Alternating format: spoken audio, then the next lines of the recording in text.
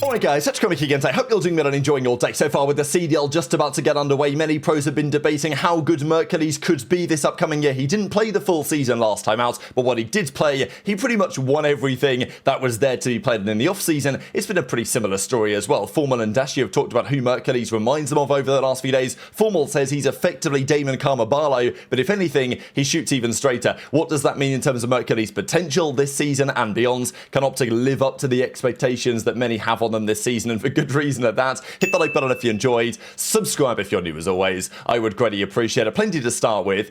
We did talk right as the game came out about various spots. The CDL, I don't know if they've really decided or made an especially big statement on what spots will be allowed. We know that there was lots of controversy between Shotzzy and Neptune. Well, Neptune used the obvious outrageous glitch spot in the rock on exposure, but Shotzzy had that spot where he was jumping up on Den, and the question is the CDL going to allow this? Is it allowed? Is it not? I mean, here's a spot here that Havoc's using. You have to get out of the map to get there, but then you can get in this spot and you can get all the information in the world. Now, this is a perfectly viable spot, although some would say that in order to get to this spot, you've got to go outside the map and as a result, return to combat area. So should this be allowed? Should it not? To me, this seems perfectly okay. But there are other spots that some would argue that, well, maybe that's a bit more grey area. So, yeah, the bottom line is, if the CDL doesn't make a clear stance on this stuff, we will be seeing some of this cheese this season. And I'm sure that there have been some spots that the players have discovered that they may not be so willing to talk about yet because they might want to save them for some bigger tournaments further down the line. So we'll see what happens on that. We also put together our AR pyramids for the opening weekend. Now, again, this will change radically as time goes on. We're going to discuss Mercules in the coming minutes here. Obviously, OpTic are the favourites for the season. Scrap can't be far away from the conversation either. But it is interesting, right? Because, let's say Cellium, for example, on the Falcons. I've not got particularly high hopes for that Falcons team, but Cellium is still Cellium, right? Like, is he the 8th best AR in the game? I mean, I would argue that he might well be higher than that.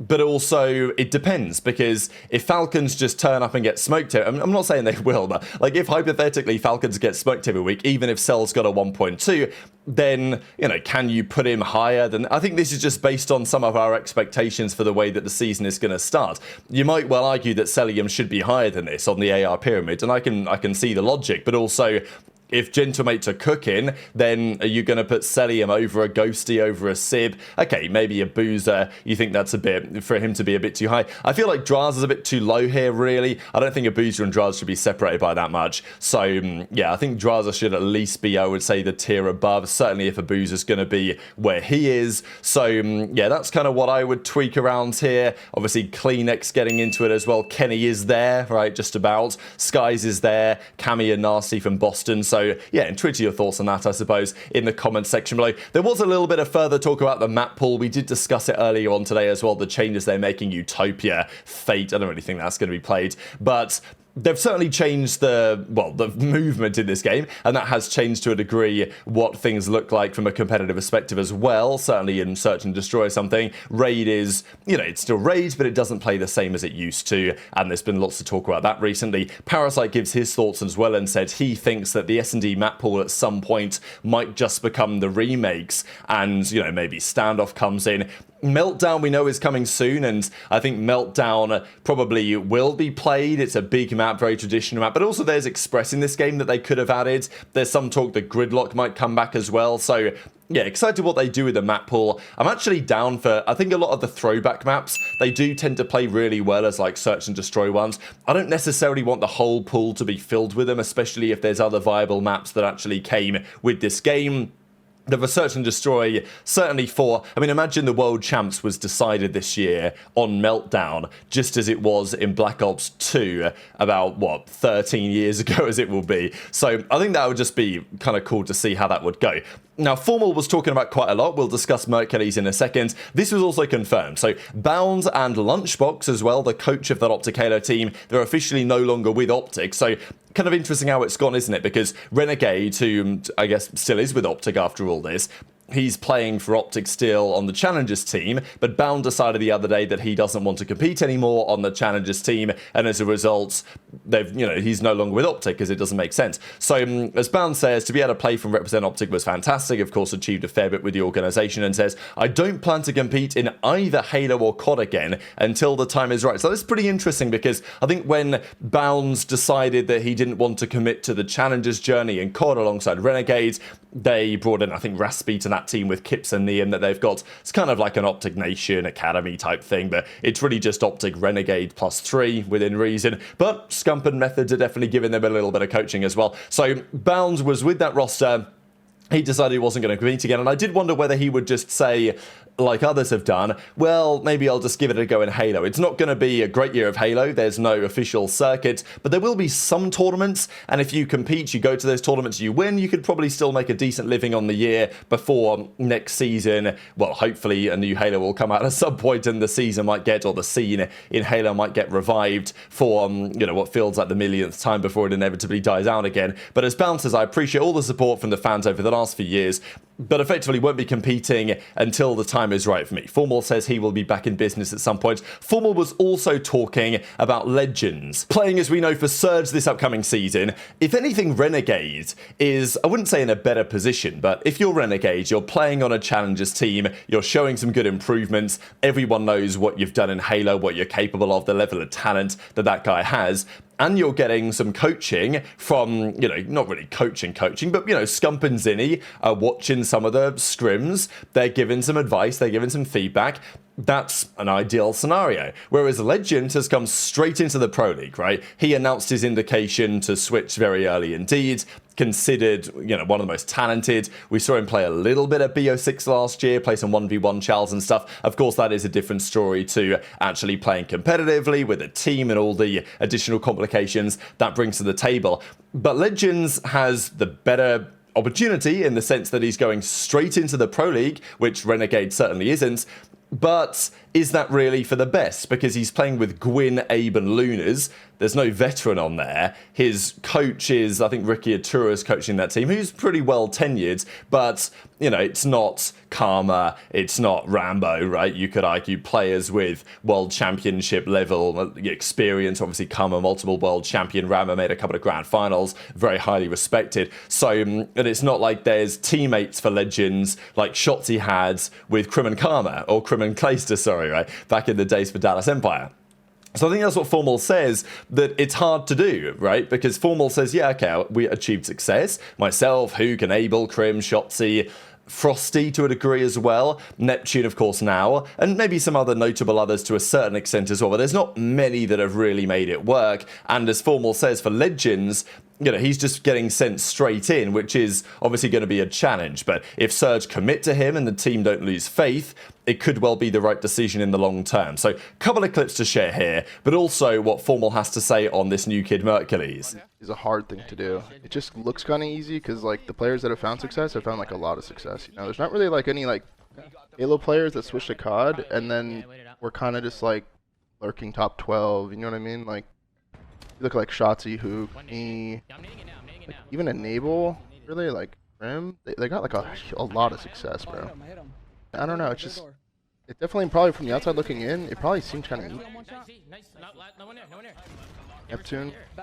Yeah, it's either you're really good or just I'm not saying it has anything to do with Sabri. I'm saying for his case it's just hard because he went straight to the CDL, dude. He didn't have a challenger sim where you can kind of find how he wants to play the game.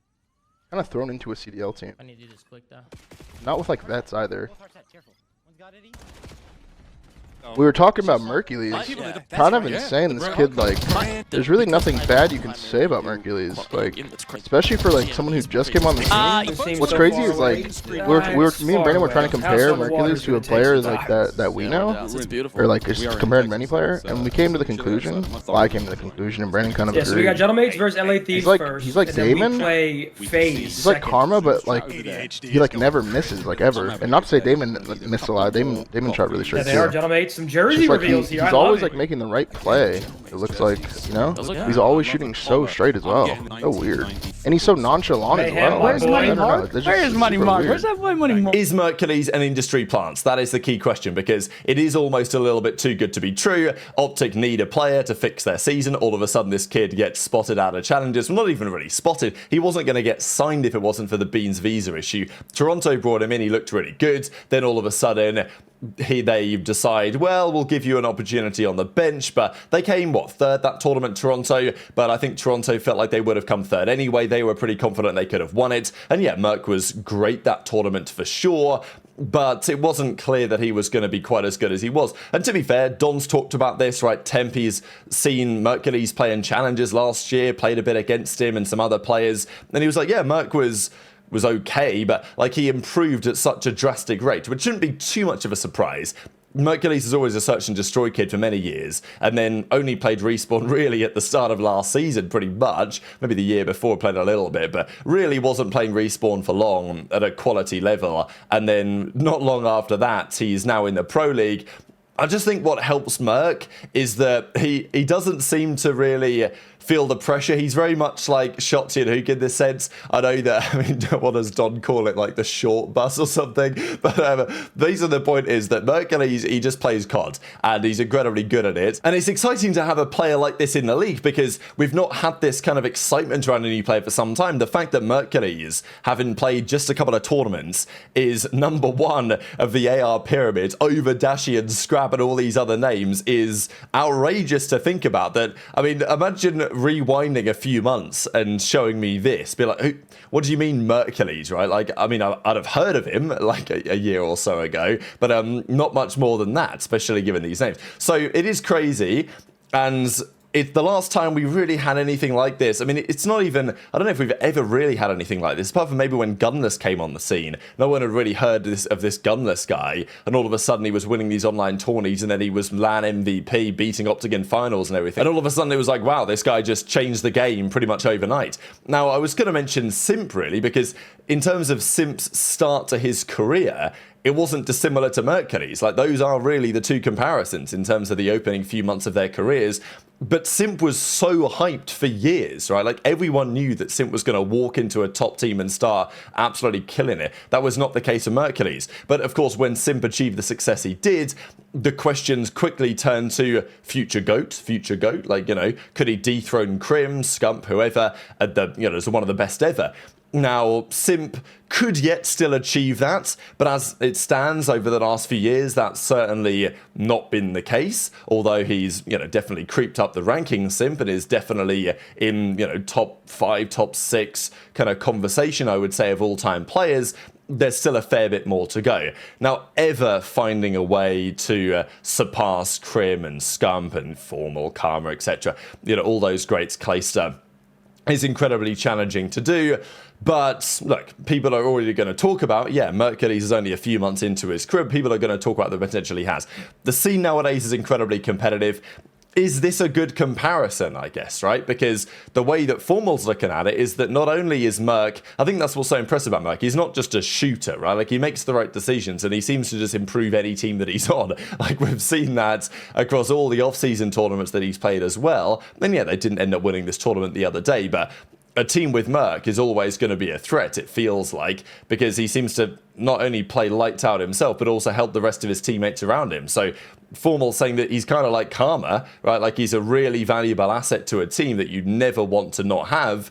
But in fact, he actually drops better numbers than Karma. And for a long time, Karma was considered the GOAT, right? I mean, it was really only after Karma retired and Scump and Crim stayed around another couple of years, and then Crim got his third ring online in Modern Warfare 19, then it started to be the community perception shifted that, okay, maybe Crim's the GOAT, Scump's maybe second, Karma's third. Still some level of debate on that. Some pros will still say Karma's the GOAT, right? So that's the remarkable thing, is that, Mercules is getting compared to Karma, but like, almost like a pack-a-punch version of Karma. Like, Karma, not to disrespect the level that he played at, because I think Karma often got overlooked, but, it's not an untruth that Karma would often turn up to tournaments of the OpTic Dynasty, drop a .9 or something, and then the fans are called for his head. That doesn't seem likely with Mercules.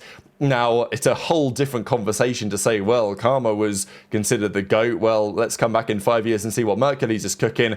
But just because we've never had anything like this, really, certainly not in the CDL era, it means that there are going to be questions understandably raised, given, as I say, what was the conversation with Simp a few years ago, when we most recently had a player who was able to just turn things on their head very shortly after joining the Pro League. So very much enjoyed your thoughts in the comments below. Just before we close out, let's go through the schedule. So tomorrow, it's time, baby. It's time. The CDL is officially back. These are the games of the weekend. We'll discuss them probably more actually tomorrow, like all the other ones and everything that's happening. But basically, this is what we have. Falcons OpTic, Ravens Boston, Thieves FaZe. Quite the day one of matches they have front-loaded this season for sure. They've got some bangers coming up. So hit the like button if you enjoyed. Subscribe if you're new. Take care. And I'll see you next time.